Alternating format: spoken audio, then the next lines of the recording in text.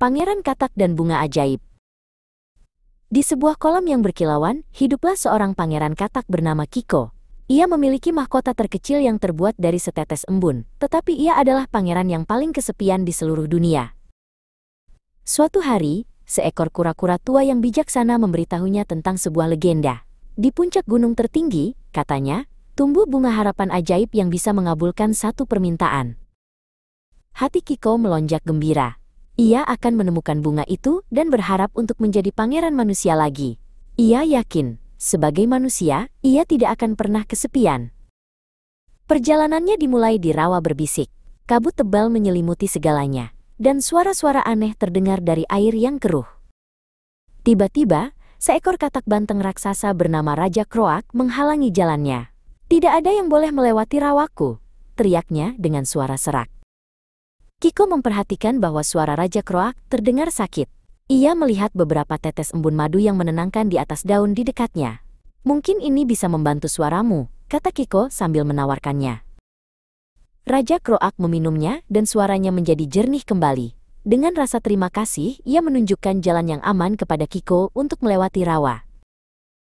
Selanjutnya, Kiko memasuki hutan bayangan.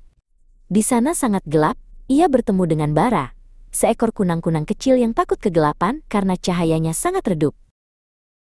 "Cahayamu mungkin kecil," kata Kiko dengan ramah, "tapi bagiku, itu adalah hal yang paling terang di hutan ini." Mendengar itu, cahaya Bara bersinar sedikit lebih terang. Saat mereka berjalan bersama, seekor ular licik bernama Sleepy menjebak Kiko dengan sulur-sulur tanaman. "Kalian akan menjadi camilan yang lezat," desisnya dari dahan di atas. Bara, mengingat kata-kata Kiko, bersinar seterang yang ia bisa, tepat di mata Sleepy. "Aduh, terlalu terang," pekik ular itu, lalu meluncur pergi ke dalam kegelapan. Kiko dan Bara kini menjadi sahabat. Mereka melanjutkan perjalanan dan menemukan Elara, seekor kura-kura pemalu, yang bersembunyi karena cangkangnya retak. Kiko menemukan getah yang kuat dari pohon dan, dengan bantuan cahaya Bara, ia menambal cangkang Elara. Elara sangat berterima kasih dan memutuskan untuk bergabung dengan mereka. Ketiga sahabat itu tiba di kaki Gunung Sunyi. Gunung itu sangat tinggi dan curam, puncaknya tersembunyi di balik awan. Pendakian itu sulit. Kiko adalah pelompat yang hebat, tetapi bebatuannya licin. Elara yang kuat dan mantap membiarkan Kiko menunggangi punggungnya. Bara terbang di depan, menerangi jalan, dan memperingatkan mereka tentang batu-batu yang longgar. Mereka bekerja sama, saling membantu di jalur yang sulit. Di dekat puncak, mereka bertemu Profesor Hood, seekor burung hantu yang bijaksana. Ia memberitahu mereka bahwa bunga itu hanya mekar untuk seseorang dengan hati yang tulus dan tidak mementingkan diri sendiri. Akhirnya, mereka sampai di puncak. Di sana, bunga harapan ajaib bersinar dengan cahaya magis. Kiko melompat ke arahnya, siap untuk mengucapkan permohonannya. Tiba-tiba, tanah bergetar. Longsoran batu dimulai, dan jalan yang mereka lalui hancur.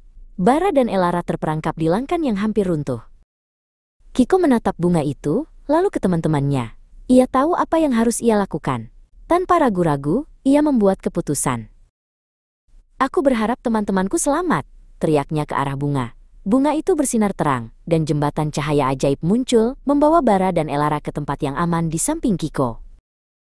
Kelopak bunga itu menutup. Sihirnya telah habis. Kiko masih seekor katak, tetapi saat ia melihat teman-temannya, ia merasakan kebahagiaan yang belum pernah ia rasakan sebelumnya. Tiba-tiba, cahaya lembut mengelilingi Kiko. Kutukan lama itu pecah, bukan karena permintaan bunga, tetapi karena tindakannya yang tanpa pamrih. Ia berubah menjadi pangeran yang tampan.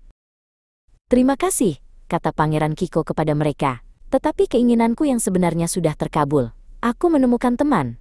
Ia menyadari bahwa ia sekarang bisa berubah antara menjadi pangeran dan katak sesuka hatinya.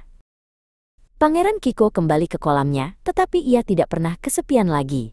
Ia menghabiskan hari-harinya bersama sahabat-sahabatnya, Bara dan Elara, terkadang sebagai pangeran, dan terkadang sebagai katak kecil yang bahagia.